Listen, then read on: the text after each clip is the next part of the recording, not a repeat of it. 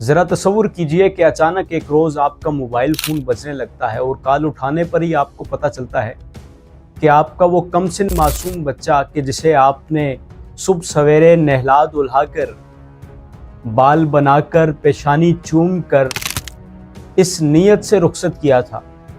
کہ وہ علم حاصل کرنے جا رہا، آپ کو پتہ چلتا ہے کہ آپ کا وہ کم سن معصوم بچہ اب اس دنیا میں نہیں رہا، وہ ایک حملے یا حادثے کی نظر ہو گیا ہے، تو سوچئے کہ آپ کا کیا ری ایکشن ہو۔ سوچ کر ہی انسان کے رونگٹے کھڑے ہو جاتے ہیں۔ ٹھیک اسی طرح کا حادثہ پیش آتا ہے 16 دسمبر 2014 کو کہ جب army public school and college میں ٹیررسٹ نے اٹیک کر دیا تھا، اور یہ اٹیک اتنا ہیبت ناک تھا کہ نہ صرف army public school and college Peshawar کے ٹیچرز، وہاں کے پرنسپل کو، بلکہ کم سن اور معصوم بچوں تک پر فائر کیے جاتے ہیں۔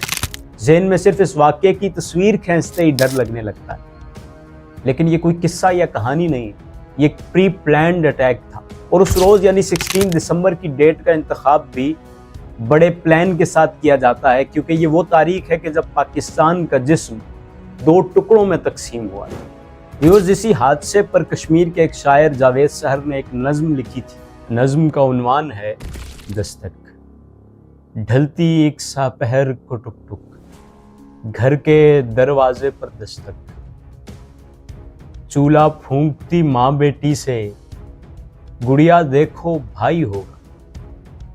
پہلے ہی کچھ دیر ہوئی ہے، کتنا بھوکا پیاسا ہوگا، اتنا لمبا پیدل رستہ اور گرمی بھی بہت ہے توبہ، کاش کے بابا زندہ ہو، خیر یہ دن بھی کٹ جائیں گے، مجھ کو بس کچھ ہی روز میں جھاڑو برتن کے بدلے میں چند روپے تو مل جائیں گے، اپنے چاند کو ایک سائیکل اور بستہ جوتا لا ہی دوں گی، ماں سوچوں کے منجھاروں سے الجھ رہی تھی، دروازے پر پھر سے ٹک ٹک، آوازوں نے آن جھنجھوڑا، گڑیا جانے کہاں گئی ہے، سوچ کی مالا توڑ کے یکدم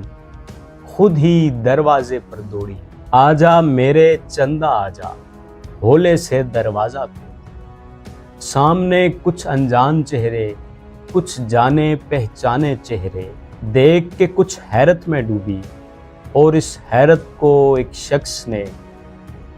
اتنا کہہ کر توڑ دیا کہ اماں آج اسکول کے اندر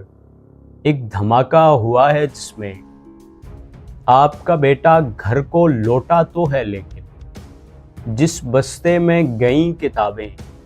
اس بستے میں چن لائے ہیں، باقی جسم کا ملنا مشکل ہے، ٹکڑے جوڑ کے سر لائے ہیں، آپ کا بیٹا گھر لائے ہیں۔